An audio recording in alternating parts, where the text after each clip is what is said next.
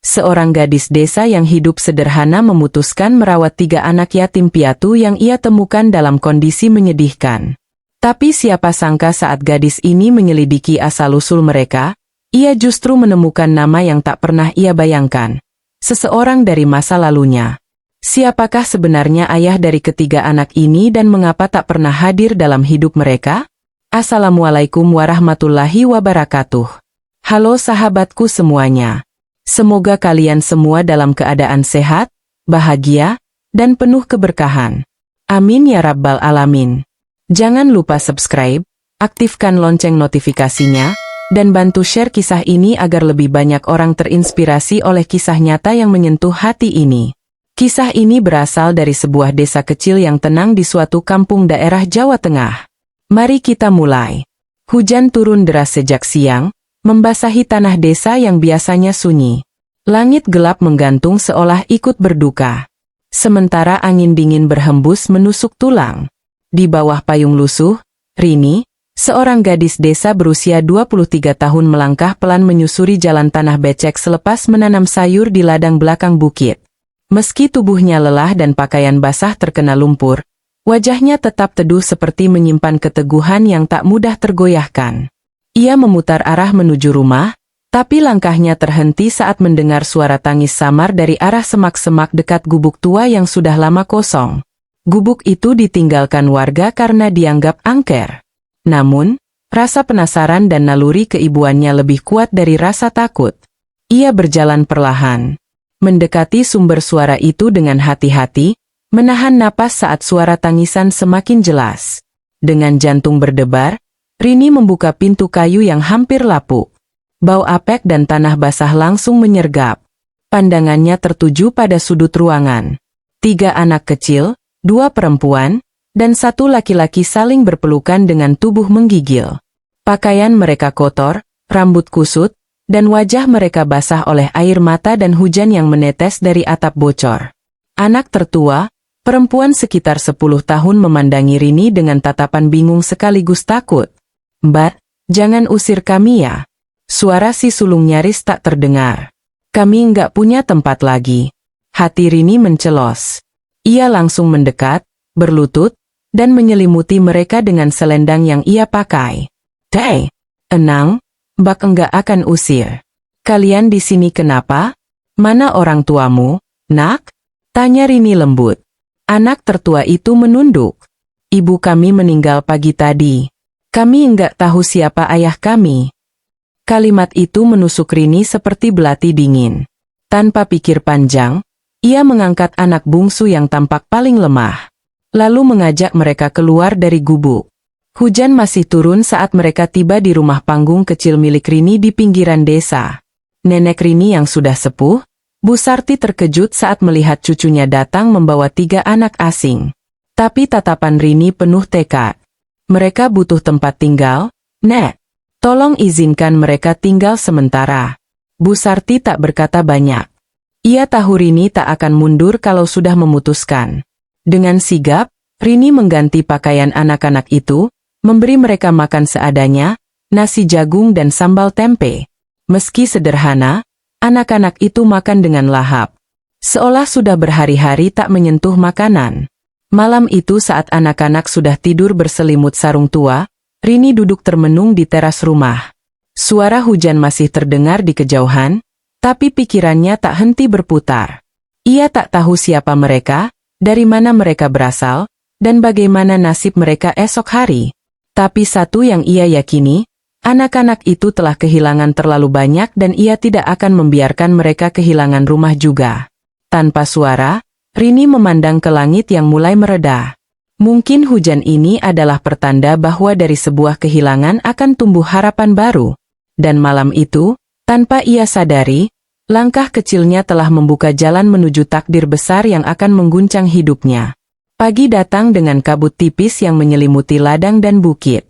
Suara ayam berkokok dan gemericik air dari pancuran bambu jadi pengantar pagi yang tenang. Namun di rumah panggung kecil milik Rini, suasana masih senyap. 3 anak itu masih tertidur. Mungkin karena tubuh mereka kelelahan setelah menanggung duka dan ketakutan semalaman. Rini memandangi mereka satu persatu. Wajah mereka masih belia. Terlalu mudah untuk memikul luka sebesar itu. Namamu siapa, nak? Bisik Rini lembut saat si anak sulung membuka mata. Aku Dina, Mbak. Ini adikku Mira dan yang kecil namanya Ijal. Suaranya lirih penuh trauma. Rini mengangguk lalu tersenyum. Mulai hari ini kalian bisa panggil aku Mbak Rini. Kalian aman di sini. Hari-hari berikutnya, Rini mulai membagi waktunya antara ladang, mengurus nenek, dan merawat ketiga anak itu. Ia mengajarkan mereka cara mencuci pakaian di sungai, memasak nasi di tungku kayu, dan menyiram tanaman sayur. Dina sangat cepat belajar, sedangkan Mira sering menangis saat malam tiba. Ijal, si kecil sering memeluk Rini dan memanggilnya ibu. Tanpa sadar, Rini selalu membalas dengan pelukan hangat. Meski hatinya remuk, tetangga mulai bertanya-tanya, "Itu anak siapa, Rin? Apa kamu mau jadi pahlawan?" Gumam sebagian orang dengan nada sinis. Tapi sebagian lain mulai kagum dan membantu seadanya. Ada yang menyumbang beras, ada pula yang mengantar baju bekas. Rini tak mengharapkan apapun, tapi diam-diam bersyukur. Hatinya lega melihat anak-anak itu mulai tersenyum. Suatu malam saat makan malam dengan penerangan lampu minyak, Dina bertanya, "Mbak Rini, kalau ibu kami udah enggak ada, kami nanti tinggal di mana?" Pertanyaan itu menampar hati Rini. Ia menatap ketiga wajah mungil itu, lalu menjawab pelan, "Selama Mbak Rini masih ada, kalian punya rumah di sini. Kalian bukan orang asing, kalian keluarga." Dina menggenggam tangan Rini. "Makasih, Mbak. Ibu kami pernah bilang kalau kita baik sama orang nanti Tuhan kirim malaikat." Mungkin itu Mbak Rini. Mata Rini berkaca-kaca. Ia tak merasa seperti malaikat. Ia hanya gadis desa biasa. Tapi malam itu ia sadar cinta tak selalu lahir dari darah, tapi dari keberanian memilih untuk mencintai. Malam itu, saat anak-anak tertidur di kamar kecil berdinding anyaman bambu, Rini menatap langit dari jendela. Ia sadar, merawat mereka bukan perkara sehari dua hari, tapi ia tak menyesal. Sejak kehilangan ibunya waktu kecil, ia tahu rasanya hidup dalam sunyi dan ketakutan. Ia tak ingin anak-anak itu mengalami hal serupa. Sambil menggenggam kain selimut yang baru ia jahit untuk anak-anak itu, Rini berdoa pelan, "Ya Allah, kuatkan aku. Jika ini jalan MU, maka tuntun aku dan lindungi mereka dari luka yang lebih dalam." Di luar sana langit tampak cerah. Hujan memang telah reda. Tapi perjalanan Rini baru saja dimulai. Hari-hari berlalu dan ketiga anak itu mulai tumbuh dengan tawa yang perlahan mengisi kembali rumah kecil Rini. Dina mulai membantu menanam cabai dan tomat di ladang. Mira suka duduk di dapur menunggui Rini memasak dan Ijal yang polos selalu berlari memeluk siapapun yang baru pulang dari luar. Kehangatan itu membuat Rini lupa bahwa keluarga ini terbentuk bukan dari darah, tapi dari cinta yang ditumbuhkan perlahan. Namun, jauh di dalam hatinya, Rini masih menyimpan satu pertanyaan yang belum terjawab. Siapa sebenarnya ayah dari ketiga anak itu? Suatu siang yang panas, Rini memutuskan membereskan barang-barang peninggalan sang ibu yang sempat dibawa oleh Dina. Sebuah tas usang tergeletak di sudut kamar. Tali tas itu sudah rapuh, warnanya pudar. Saat ia membukanya, ia menemukan beberapa lembar baju lusuh, surat-surat tak bernama, dan sebuah foto lama yang kusam. Rini memandangi foto itu dalam diam. Ada seorang wanita muda yang tak lain adalah ibu anak-anak itu berdiri di samping seorang pria berjas hitam. Wajah pria itu membuat napas Rini tercekat. Tangannya bergetar saat mendekatkan foto itu ke cahaya. Ia yakin mengenal wajah itu. Wajah yang dulu pernah mengisi hari-hari remajanya. Wajah pria yang dulu pernah berjanji akan menikahinya. Namun pergi tanpa jejak. Pria itu adalah Pak Heru, pemilik pabrik kayu di kota. Pria terpandang yang kini hidup bergelimang harta. Rini memejamkan mata. Tak mungkin ini kebetulan. Apakah ini pria yang sama? Apakah dia benar-benar ayah dari ketiga anak ini? Pikiran Rini kacau. Kenangan masa lalu yang telah lama ia kubur mendadak bangkit. Dulu saat ia masih duduk di bangku SMA, Pak Heru sering datang ke desa untuk membeli kayu. Ia pria dewasa yang ramah, murah senyum, dan pandai bicara.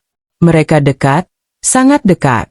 Sampai suatu hari, Pak Heru menghilang tanpa kabar, meninggalkan janji dan luka yang dalam. Kini bertahun-tahun kemudian, pria itu muncul kembali. Bukan secara langsung, tapi lewat 3 anak yatim yang tak tahu siapa ayah mereka. Rini duduk terdiam, memandangi foto itu berulang kali. Ia merasa dikhianati 2 kali. Dulu sebagai wanita muda yang ditinggalkan dan kini sebagai ibu pengganti yang harus menjelaskan kebenaran pada anak-anak ini. Namun, Rini bukan gadis rapuh yang dulu. Ia tahu ia harus mencari kebenaran bukan untuk dirinya sendiri, tapi untuk ketiga anak yang telah ia anggap sebagai darah dagingnya sendiri. Dengan berat hati, ia menyelipkan foto itu ke saku bajunya. Ia tahu apa yang harus ia lakukan. Ia harus bertemu dengan Pak Heru dan menanyakan semuanya. Malam itu, setelah anak-anak tidur, Rini memberitahu neneknya bahwa ia akan pergi ke kota keesokan harinya. Bu Sarti menatap cucunya dengan khawatir, tapi tak banyak bertanya. Kalau memang ini tentang anak-anak itu, lakukan apa yang harus kamu lakukan. Tapi jaga hatimu, Rin.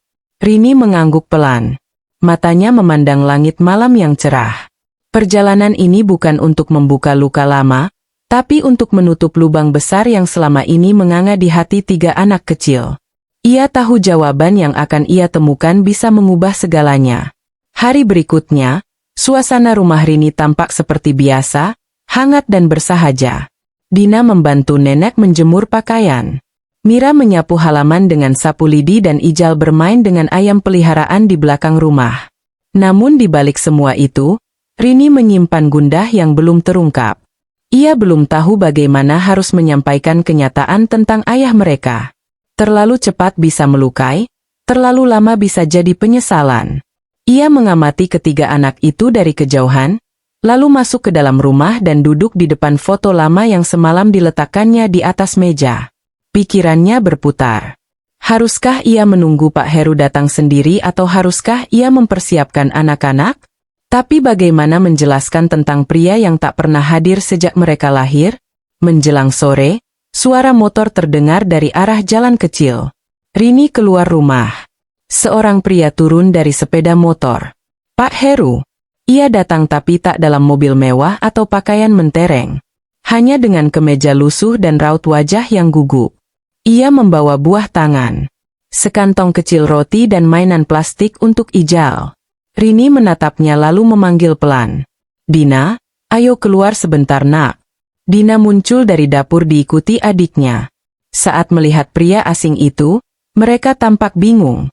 Mira bersembunyi di balik kaki Rini, sedangkan Ijal justru berjalan mendekat, menatap pria itu lekat-lekat. Om, siapa? Tanyanya polos. Pak Heru berjongkok, menyodorkan mainan. Om, temannya Mbak Rini, Om cuma mau main sebentar. Boleh? Anak-anak tak langsung menjawab. Dina tetap diam, memegang tangan Mira erat. Tapi akhirnya setelah Rini mengangguk pelan, mereka perlahan mendekat. Hari itu mereka duduk di bawah pohon jambu. Pak Heru bercerita seadanya tentang masa kecilnya, tentang boneka kayu yang dulu ia buat sendiri. Anak-anak mulai tertawa. Meski masih canggung, Rini hanya mengamati dari kejauhan. Perasaan di hatinya campur aduk antara lega, takut, dan cemburu. Selama ini ia yang menemani luka mereka, tapi pria ini hanya perlu datang dan semua berubah. Malamnya setelah Pak Heru pulang, Rini duduk bersama Dina di dapur. Suara jangkrik mengisi keheningan.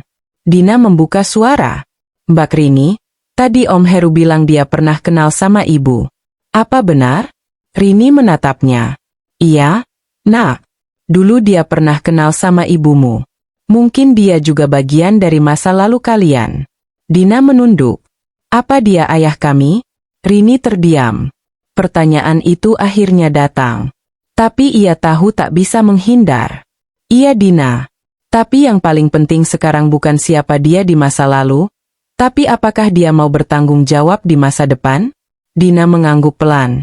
Tak menangis, tak marah, hanya diam, matang melebihi usianya itu. Rini sadar bukan hanya anak-anak itu yang sedang diuji, ia juga sedang diuji. Apakah hatinya cukup besar untuk memberi ruang pada masa lalu yang dulu melukainya?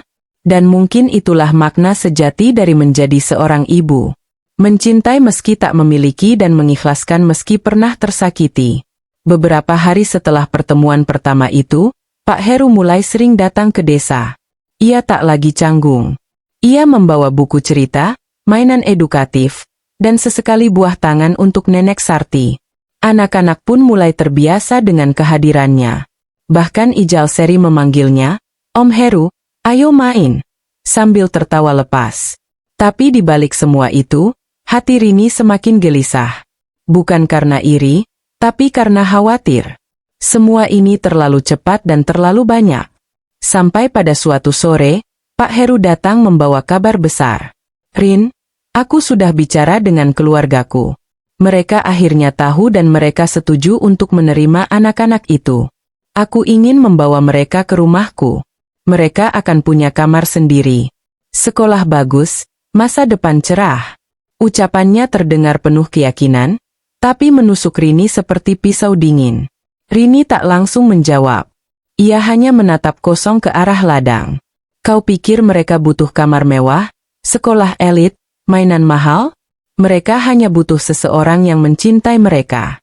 Tidak hanya saat muda, tapi saat dunia tidak berpihak pada mereka." Pak Heru mencoba mendekat. "Aku tahu, Rin. Tapi aku bisa berikan lebih banyak dari yang kamu bisa." "Mungkin Heru. Tapi cinta tak diukur dari jumlah harta. Aku tak memelihara mereka karena mampu, tapi karena aku tak tega membiarkan mereka sendiri." Malam itu, Rini memeluk ketiga anak itu lebih erat.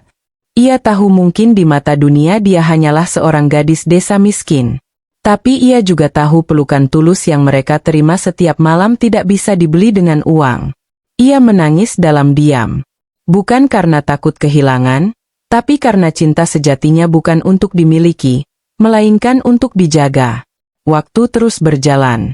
Pak Heru masih rutin datang ke desa, tapi ia tak lagi membawa janji atau hadiah.